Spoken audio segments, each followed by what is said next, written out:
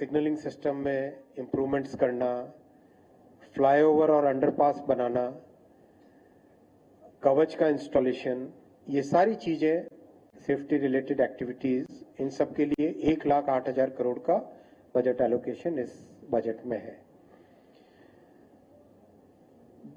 जो 10 वर्षों में प्रधानमंत्री श्री नरेंद्र मोदी जी ने रेलवे के लिए एक फोकस्ड वे में मेहनत के साथ जो काम किया है, उस काम को आगे ले जाने की भी इस रेलवे बजट में फोकस है। कैसे?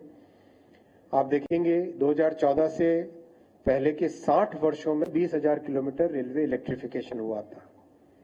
इन 10 वर्षों में 40,000 किलोमीटर्स रेलवे इलेक्ट्रिफिकेशन हुआ, यानी 60 इयर्स में 20,000 किलोमीटर्स और 10 इयर्स में 40,000 किलोमीटर्स का इलेक्ट्रिफिकेशन। वैसे ही 2014 में on an average 4 kilometre per day new track construction होता था, 4 kilometres a day. Last financial year railways constructed 14.5 kilometres a day, यानी एक साल में 5,300 किलोमीटर्स न्यू ट्रैक्स।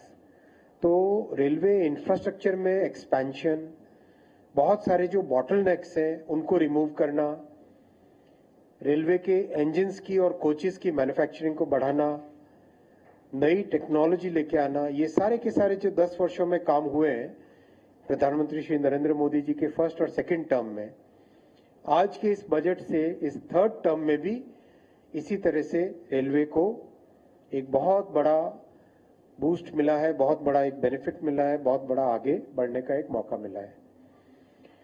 आप सब परिचित हैं कि रेलवे लो इनकम और मिडिल इनकम परिवारों की सवारी है। इसी भावना के साथ हमेशा से जनरल कोच और एसी कोच का एक रेशियो मेंटेन हुआ है, 1/3 एसी 2/3 जनरल। अभी जनरल ट्रैवल के लिए डिमांड बहुत बढ़ रही है। आपने देखा पिछले वर्ष 700 करोड़ लोगों ने रेलवे से यात्रा की है। 700 करोड़ आप कहेंगे जनसंख्या 140 करोड़ है तो 700 करोड़ कैसे हुए? मतलब एक व्यक्ति एक से अधिक बार ट्रैवल करता है तो उसको 700 करोड़ यात्राएं कहा जाता है। तो 700 करोड़ लोगों ने पिछले फाइनेंशियल ईयर में ट्रैवल किया है रेलवे से।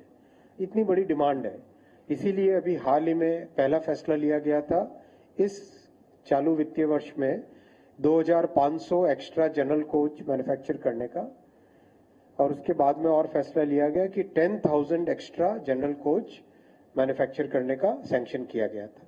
तो ये दोनों चीजें आज इस बजट में कवर हो गई।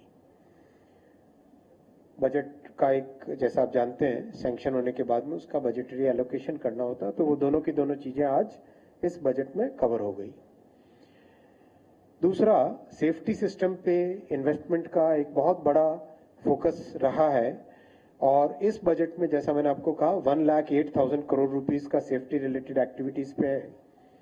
उसमें Kavach will be a major part of it, because आप जानते हैं कि कवच डेवलप होना चालू हुआ 2016 में, इसका पहला अप्रूवल हुआ, 19 में सर्टिफिकेशन हुआ, और उसके बाद में 22 में बड़ा प्रोजेक्ट चालू हुआ, और अभी कवच 4.0 अभी कुछ दिनों पहले, 2 दिन पहले अप्रूव हुआ है।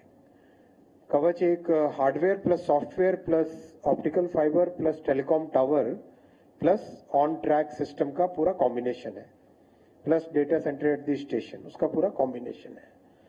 तो इसमें कवच 4.0 अप्रूव होने से देश अपना नेटवर्क बहुत ही डाइवर्स नेटवर्क है। देश का जो नेटवर्क है वो बहुत डाइवर्स नेटवर्क है। अलग अलग जगह अलग अलग समय पे अलग अलग सिस्टम्स बने हैं। सारे सिस्टम्स को ध्यान में रखते हुए सॉफ्टवेयर पूरा बने, ये उद्देश्य था कवच 4.0 का। तो कवच 4.0 के अप्रूवल से अब बहुत ही रैपिड पेस पे इसका इंस्टॉलेशन चालू होगा। तीसरा बड़ा मुद्दा जो आप सबके सामने आता है बार बार, रेलवे में एम्प्लॉयमेंट से रिलेटेड।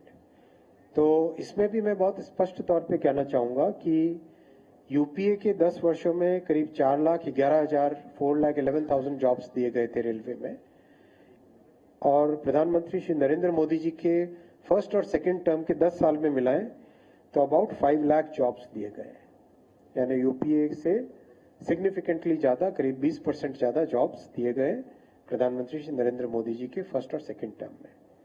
उसके बाद में बहुत बड़ा डिमांड एक आता था कि एक एनुअल कैलेंडर बने रेलवे में एम्प्लॉयमेंट का, तो वो एनुअल कैलेंडर पिछले जनवरी में पब्लिश हुआ, जनवरी या फरवरी में पब्लिश हुआ, और उसके हिसाब से करीब करीब इस वर्ष टोटल 38,000 है या 40,000 के आसपास का अब तक का सारा जो प्रोसेस चल रहा है, एक एक करके नोटिफिकेशन आ रहे हैं एम्प्लॉयमेंट की हर कैटेगरी के, तो एक मेजर एम्प्लॉयमेंट ड्राइव भी चल रही है साथ ही साथ। और रेलवे से जो विषय है, आप प्रश्न जब पूछेंगे मैं बताऊंगा, मैंने जितने अब तक सुने सबसे आपसे वो सब एक साथ एड्रेस किए। इसमें नए प्रोजेक्ट्स के ऊपर बहुत फोकस बना रहेगा। आपने देखा ही है कि किस तरह से जो एस्पिरेशनल अपने ड्रीम प्रोजेक्ट्स थे, कश्मीर की कनेक्टिविटी हो, अपने नॉर्थ ईस्ट में हर कैपिटल को कनेक्ट करने के प्रोजेक्ट्स हो, देश के हर राज्य में सब जगह 8 गुना, 10 गुना, 6 गुना इस तरह से कैपिटल अलॉटमेंट हुआ है, और काम भी उतनी तेजी से हो रहा है। तो वो एस्पिरेशनल प्रोजेक्ट है वो बने रहेंगे।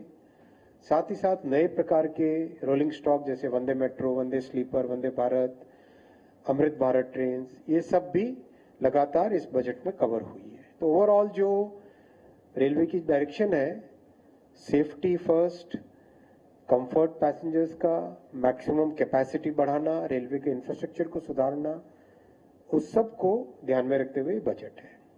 मैं इसके बाद में आईटी और इस पे आता हूं।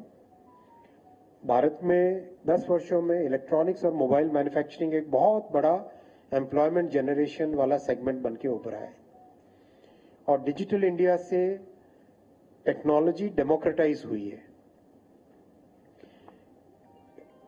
अब मोबाइल और इलेक्ट्रॉनिक्स का कंपोनेंट का इकोसिस्टम कैसे डेवलप हो, उसके ऊपर काम चल रहा है पिछले कई वर्षों से। आज के इस बजट में बहुत बड़ी एक डिमांड थी इंडस्ट्री की, जो कस्टम्स ड्यूटी है उसको रैशनलाइज करने की। आज वो बजट में अनाउंस हुआ। आई थैंक ऑनरेबल फाइनेंस मिनिस्टर, उन्होंने इंडस्ट्री की इस बात